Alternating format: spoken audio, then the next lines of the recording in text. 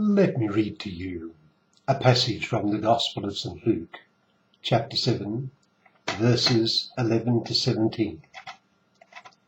It is the Gospel for the 10th Sunday of Ordinary Time, Year C.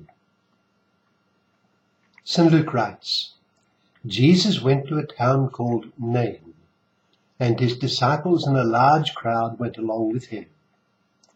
As he approached the town gate, a dead person was being carried out, the only son of his mother, and she was a widow. And a large crowd from the town was with her. When the Lord saw her, his heart went out to her, and he said, "Do not weep." Then he went up and touched the coffin, and those carrying it stood still. He said, "Young man, I say to you, get up."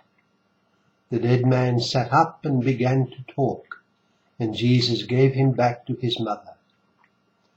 They were all filled with awe and praised God. "A great prophet has appeared among us," they said. "God has come to help his people." That's from Luke chapter 7, verse 11 to 17. It suggests thoughts to us, of course, of God's mercy. According to the Australian utilitarian philosopher Helga Coos, Peter Singer is, and I quote, "almost certainly the best known and most widely read of all contemporary philosophers." Prominent American journalist Michael Spector once wrote that Peter Singer may be the most controversial philosopher alive. He is certainly among the most influential. Singer, the most noted utilitarian of our day, makes the avoidance of suffering and pain, together with the acquisition of pleasure, a centerpiece of his system. He has won numerous awards for his promotion of ethics towards animals, and is a justifier of abortion and forms of infanticide. I well remember watching a brief television interview with him in which he was asked if he believed in God. With his usual urbanity, he said he did not, because if there were a God, as we usually understand him, he would have made a much better job of the world. The world, then, is not a pleasant place, and therefore could not have come from a pleasant God. And God, if he is to be God at all, would have to be a very pleasant being. Well, whatever of this flawed line of philosophical thought, it does set forth the immense problem of evil and suffering.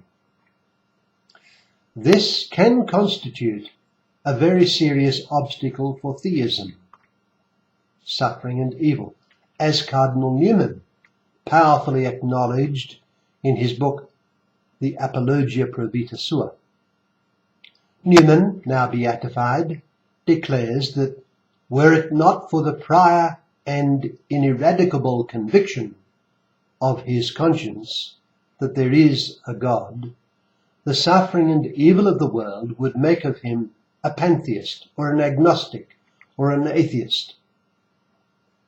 It is plain that the suffering and pain of the world, generation after generation, is unabating and truly vast. Let us prescind from the countless cases of dramatic and catastrophic suffering and mishap, whole groupings and even populations, coming from death, injury, loss of property and so forth, endure. That is to say, let us set aside the broad stage and consider the average person whose life may seem to be fairly uneventful and somewhat free of adverse drama. Still, we may be sure that even with him there has been and will be much disappointment and reversal, though it may be out of sight to the observer.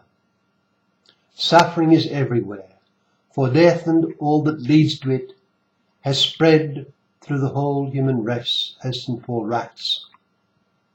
As we think of the course of history, it has ever been so.